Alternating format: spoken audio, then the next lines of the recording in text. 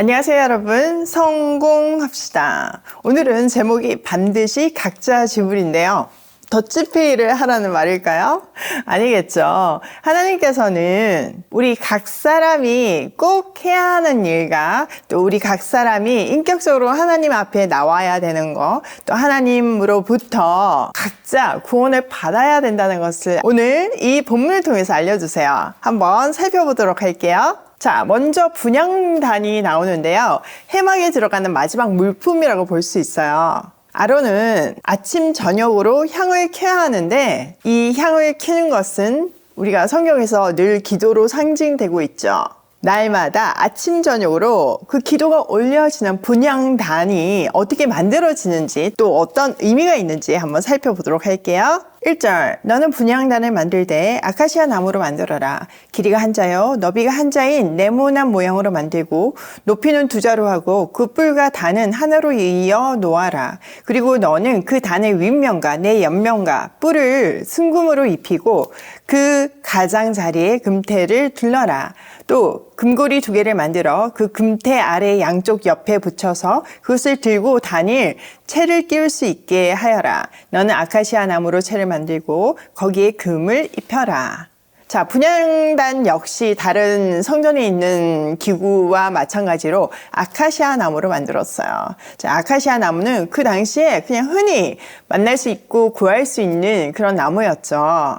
그런 잡목을 다듬어 가지고 금을 입혀서 성전에 사용되는 기구를 만드는 거예요. 이것이 상징하는 것은 아무것도 아닌 우리를, 진짜 잡목에 불과한 우리를 하나님은 택하시고 또 다듬으시고 보배롭게 금을 둘러서 은혜로 감싸서 이렇게 귀하게 사용하시잖아요. 그런 하나님의 자녀의 인생을 상징하고 있는 거죠. 자, 그 분향단에도 그 주위에 금태를 두르고 금태 아래 양쪽에 금고리 2개씩을 만들어서, 그러니까 총 4개가 되는 거죠. 채를 끼워서 운반에 용이할 수 있도록 만들라고 하세요. 자, 6절, 너는 분향단을 증거궤 앞, 곧 증거판을 덮고 있는 속죄판 앞 휘장 정면에 놓아두어라. 거기 그 속죄판에서 내가 너를 만날 것이다. 아론은 그 분향단 위에다가 향기로운 향을 피워야 하는데 매일 아침 그가 등을 손질할 때마다 향을 피워야 하고 저녁 때에 등불을 켤 때에도 향을 피워야 한다. 이것이 너희가 대대로 계속하여 주 앞에서 피워야 하는 향이다. 그 위에다가 다른 이상한 향을 피워서도 안 되고 번제물이나 곡식 제물을 올려서도 안 되고 그 위에다가 부어드리는 제물을 부어서도 안 된다. 자, 이 분향단은요, 지성소 휘장 밖에 두라고 말씀하세요. 아론은 아침 저녁으로 이 향을 피워야 되는데 지정된 향 외에 다른 향을 피워서는 안 된대요. 다른 제사를 드려서도 안 되고요. 그러니까 하나님의 디렉션대로 딱 그렇게 하라는 말씀이죠. 이런 걸 보면요, 참 우리 삶이 심플해요. 하나님이 시키는 대로 딱 그대로만 하면 되니까요. 자, 10절, 아론은 분향단 뿔에 한 해에 한 번씩 속죄 예식을 하여야 하고 한 해에 한 번씩 속죄의 피를 발라서 분향단을 속죄하여야 한다. 너희는 대대로 이와 같이 하여라. 이것은 주에게 가장 거룩한 것이다. 자, 분향단은 매일의 기도가 올려지는 곳이죠. 그러니까 너무 거룩하잖아요. 그러니까 1년에 한 번 이곳을 정결케 해야 한대요. 레위기에 보면 대속죄일에 속죄 예식을 하잖아요. 자, 이 분향단을 통해서 하나님의 백성은 항상 하나님 앞에서 아름답게 피어오르는 향기로운 삶을 살아야 한다는 것을 말해주고 있어요. 자, 다음은 회막 세금에 대한 이야기예요. 자, 11절, 주님께서 모세에게 말씀하셨다. 내가 이스라엘 자손의 수를 세어 인구를 조사할 때 그들은 각자 자기 목숨값으로 속전을 주에게 바쳐야 한다. 그래야만 인구를 조사할 때 그들에게 재앙이 미치지 않을 것이다. 자, 각 사람의 목숨값으로 속전을 하나님께 바치래요. 그러기 위해서 지금 인구조사를 하라고 하고 있죠. 보통 인구조사는 세금을 징수하기 위해서나 군대를 소집하기 위해서 했어요. 근데 이번에는 속전을 제대로 하나님께 바치기 위해서 계수를 하래요. 자, 여기에 보면 속전을 목숨값이라고 얘기하고 있어요. 죄로 인해서 모든 사람은 죽을 수밖에 없죠. 심판을 받을 수밖에 없었는데 이 속전을 통해서 죄값을 지불하고 심판에서 벗어나게 된다는 이야기죠. 자, 이거 완전 무슨 이야기예요? 네, 맞아요. 예수님의 대속의 죽음을 얘기하고 있는 내용이죠. 우리 각 사람의 죄값은요, 십자가에서 지불되었어요. 인류를 위해서 뭉뚱거려가지고 한 번에 대신 죽으신 것 같지만요, 그게 아니에요. 물론 말은 그렇죠. 그런데 그 인류 안에 우리는 내가 또 나의 가족이 이렇게 각각의 사람으로 생각하기 어렵잖아요. 근데 우리 각 사람마다 그 죄의 값을 예수님께서 대신 지불해 주셨어요. 과거에 지은 죄뿐만 아니라 앞으로 지을 모든 죄의 값을 대신 지불해 주셨기 때문에 우리가 진노 아래, 심판 아래 있지 않고 구원을 얻을 수 있게 된 거죠.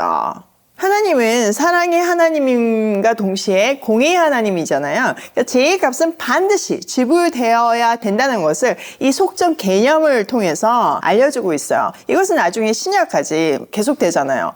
나중에 신약에서도 보면 예수님도 이 반세계를 드리는 장면이 나오잖아요. 자, 13절. 인구 조사를 받은 사람은 누구나 성소의 세겔로 반세겔을 내야 한다. 한 세겔은 20게리이다. 이 반세겔은 주에게 올리는 예물이다. 20살이 넘는 남자, 곧 인구조사를 받는 사람은 누구나 다 주에게 이 예물을 바쳐야 한다. 너희가 목숨값으로 속전을 주에게 올리는 예물은 반세겔이다. 부자라고 해서 이보다 많이 내거나 가난한 사람이라고 해서 이보다 덜 내는 일이 없도록 하여라.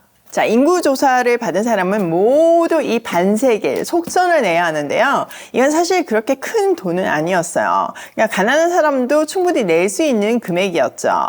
또 이 목숨값인 속전에 대해서요. 부자라고 많이 내거나 가난한 사람이라고 덜 내지 말래요. 자, 이 속전 자체가 내가 하나님께 속겠습니다 라는 것을 고백하는 거잖아요. 또 각 사람의 죄값을 지불하는 거잖아요. 그러니까 하나님 앞에서 동일한 자녀의 자격으로 또 동일한 액수로 동등하게 드려야 했던 거죠. 하나님한테는 부자나 가난한 사람이나 다 동일한 귀한 보석 같은 자녀라는 것을 알려주고 계시는 거예요. 자, 16절. 너는 이스라엘 자손에게 속전을 받아 회막 비용으로 쓸 수 있게 내주어라. 나 주는 이것을 너희 목숨값의 속전으로 여기고 너희 이스라엘 자손을 기억하여서 지켜줄 것이다. 자, 이 속전은 어떻게 사용되었죠? 네, 성전 비용으로 사용되었어요. 자, 오늘 내용을 우리 삶에 한번 적용을 해보면요. 첫 번째, 항상 하나님 앞에서 아름답게 피어오르는 향기로운 삶을 살자. 하나님은 날마다 아침 저녁으로 기도하기를 원하시고 그 아름다운 기도가 올려지기를 원하세요. 우리의 기도는 우리의 삶으로 보여낼 수 있어요. 그리고 아침 저녁으로 기도하는 것은요, 사실 우리에게는 생명줄이에요. 우리가 어떻게 세상 속에서 살아야 하는지, 하나님의 자녀로 어떻게 살아야 되는지, 이것은 단순히 크리스천 안에서만 사용되는 용어가 아니고요. 실제로 정말 세상을 이길 수 있는 방법이고 이것이 우리가 가장 행복하게 살 수 있는 방법이에요. 두 번째, 각 사람은 각자의 목숨값을 지불해야 된다. 예수님은 퉁친 게 아니라 우리 각 사람을 정말 동등하게 귀하게 그 값을 지불해 주셨어요. 죄의 값, 목숨값을요. 우리가 이 사실을 기억하고 그 값진 목숨값의 인생을 살아야 하는 거죠.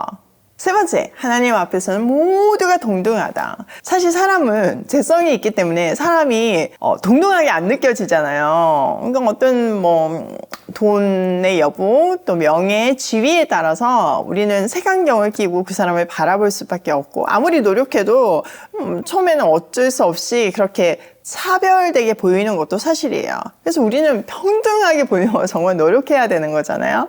그런 경지에 이룰 수 있도록 노력해야 함과 더불어서 정말 그 어려운 환경 속에 있는 사람이나 세상적으로 인정받지 못하는 그 모든 사람을 우리는 동등하게 사랑으로 보듬어야 해요. 전 진짜 그런 걸 참 많이 경험해요. 제가 우리 하랑이를 입양하면서 보육원에서 산다는 것이 어떤 것인지 알게 되고 우리 하랑이 때문에 그 보육원에 있는 아이들이 내 아이같이 느껴지더라고요. 내가 우리 하나님한테 이 사랑을 지불하는 것처럼 보육원에 있는 우리 조카들에게도 그 사랑을 지불하고 싶은 마음이 너무나 커요. 그 일에 모두 동참해 주셔서 너무 감사하고요. 하나님이 우리를 통해 이루실 일들을 오늘도 너무너무 기대합니다. 오늘도 나의 하루가 하나님 앞에서 아름답게 피어오르는 향기 나는 삶이 되기를 소원하며 고고싱해요.